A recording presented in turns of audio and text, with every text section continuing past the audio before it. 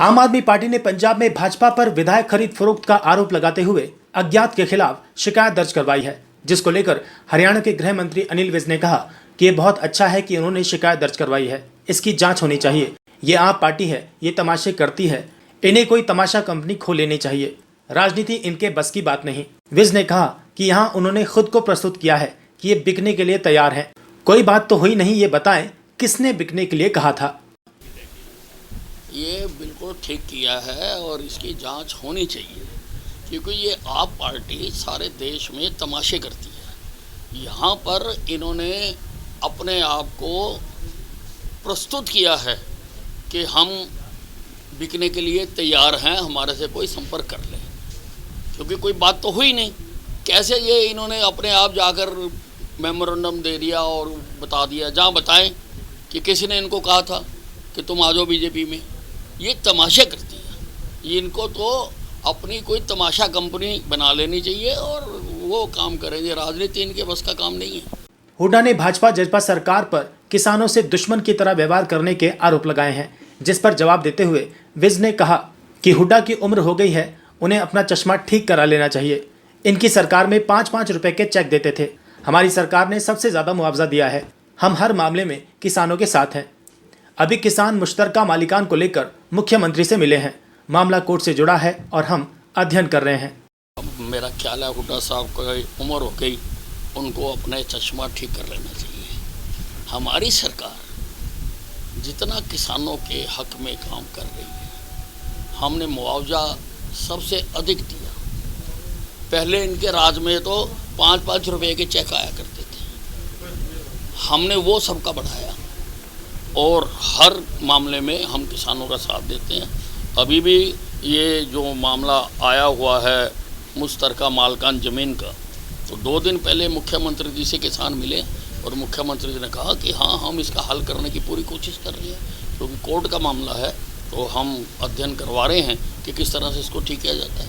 हर मामले में हम किसानों के साथ हैं। हरियाणा में एकाएक डेंगू के मामले बढ़ने लगे हैं, जिस पर विज ने कहा कि स्वास्थ्य विभाग पूरी तैयारी के साथ काम कर रहा है।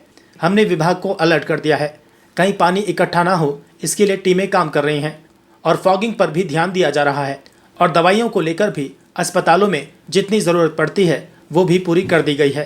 नहीं, डेंगू के लिए हमने सारे हरियाणा में अपने डिपार्टमेंट को अलर्ट कर दिया है कि वो इसके बारे में लोगों को भी जागरूक करें और जहाँ जहाँ पर पानी इकट्ठा है, जहाँ पानी जमा होता है, वहाँ पर लार्वा ना पनपे, उसके लिए भी जो ठीक कदम उठाने हैं, नगर पालिकाएँ, पंचायत समितियाँ, फॉगिंग करानी है, स्प्रे करवाना है, वो करवाएं। बाकी मेडिसिन्स का भी हमने हर अस्पताल में इसकी जो आवश्यकताएं पड़ती हैं वो हमने पूरी कर दी।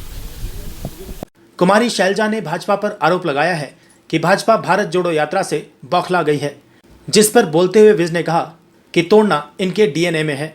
1947 में आज़ादी मिली, इन्होंने बंटवारा कर दिया। 1984 में सिख दंगे करवाए और 3400 लोग शहीद हो गए। अब ये भारत जोड़ो यात्रा निकाल रहे थे तो लोगों को लगा कि ये प्रायश्चित कर रहे हैं, शायद अब ये तोड़ेंगे नहीं जोड़ेंगे। लेकिन राहुल गांधी ने लिखकर सोशल मीडिया पर डाली, जिसमें आग लगी हुई दिखाई दी कि 145 दिन का मतलब ये भारत को जलाना चाहते हैं। विज ने कहा कि ये नया भारत है, ये इनके झांसे में आने वाला नहीं है। राहुल गांधी जी भारत को जोड़ने का कभी सोचते ही नहीं है। कांग्रेस पार्टी ने, इनके तो डीएनए में शामिल है देश को तोड़ना। 1947 में आज़ादी मिली, इन्होंने देश को बंटवारा करवा दिया। 1 लाख लोग मरे, 2.25 करोड़ लोग विस्थापित हुए पाकिस्तान से, घर बेदर हो गए।